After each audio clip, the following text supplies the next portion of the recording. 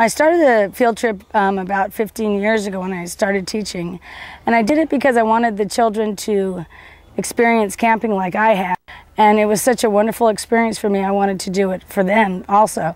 Miss Borges has taught in a few other schools, and she's of course transferred over to St. Paul's School, and she's been bringing kids from there for probably 6 or 7 years. Fieldguides is a non-profit organization, and it was incorporated in the early 80s and started doing programs like these in 1985. So what's that make it, 16 years we've been doing these outdoor campouts with schools. So the name of this activity is called the human knot, and right now we are in a human knot.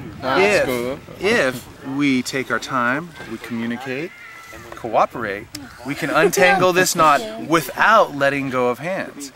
So, do you guys think you can do this? Yeah. All right. Remember, you cannot let go of hands, okay? So it's going to take some cooperation. Are you guys ready? All right, let's begin. It looks like you have to come up through their hands. Go back under. Go back under. And now, Lila, is that your name?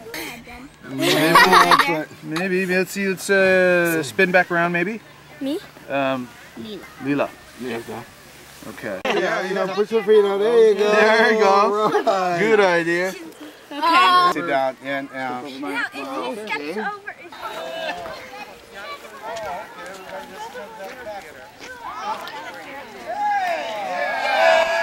One of the big parts of the trip is working together and cooperating. And by the time we get back, we're a much closer class. So that's one of the reasons I do the trip. And the teachers have a certain theme they're working on, perhaps like Betty, who likes to do science ed but finds group building and community relations important too. She works a lot with that. And we try and do a lot of games where kids get to cooperate together. But we also do programs that are purely science ed, where the kids study forest ecology, tide pool animals, learn about natural history. I heard somebody say what they thought this might be. What do you think it's going to be? Woodpeckers. Woodpeckers. Now, the woodpecker's digging into the tree. What do you think he's digging in the tree for? Oh, What do you think? Bugs? Bugs, yeah? Not insects. Insects, yeah. You guys are all right. Woodpeckers do eat insects. But these holes are made by a specific type of woodpecker called the acorn woodpecker. And we might be able to hear them somewhere along the line on our hikes. But these holes, the woodpecker will come by, the acorn woodpecker will come by and dig the holes into the tree and store an acorn there.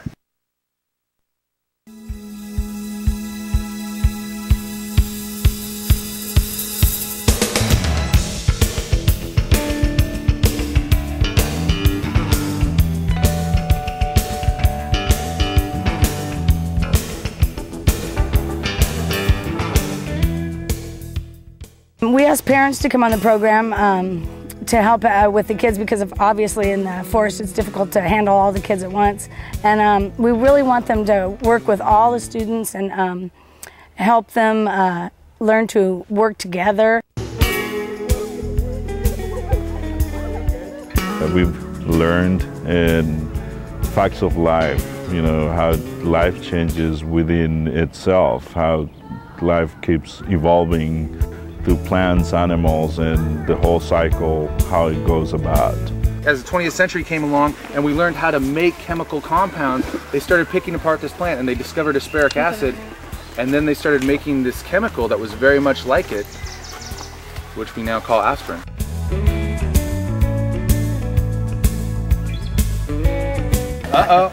Wow, this is probably another, good 100 years passed by and I can feel that pressure building up. Take another half step.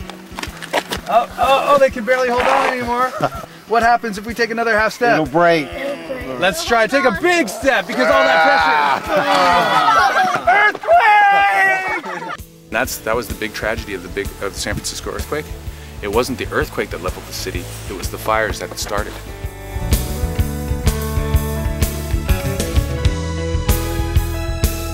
The whole thing started right in here, and I think it's over there is the actual epicenter. It was right over there, right as you get to the fence.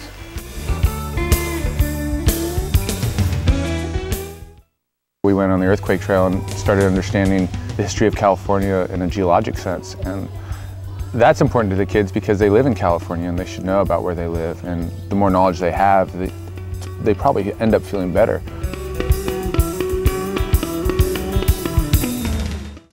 More than anything else, it's the staff that we have that we're selling to the schools and to the teachers who bring their kids to Fieldguides. It's their expertise, it's the way they get along with kids that's so important. It's their knowledge. And we're really lucky at Fieldguides. We have some wonderful staff.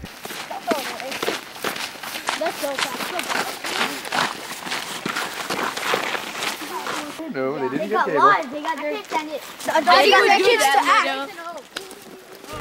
And then we do quite a few Native American programs where we talk about the early Miwok or Maidu who lived in those areas. People in the Miwok way of life and most native cultures all around the world, Native American cultures, Asian cultures, African cultures, anywhere you go in the world, they increase their wealth by special knowledge and skills. What do you guys think those special knowledge and skills are? All kinds of crafts. All kinds of crafts, okay. These are all things that you need to survive, yes? Help when they make like their clothes sometimes. Okay, clothing, so? Hunting. Hunting skills are very important. Totally different way of looking at things. First of all, you're not yourself, you're Miwok, and then you're not gauged on what you own, it's what you know. Very, very different way of life.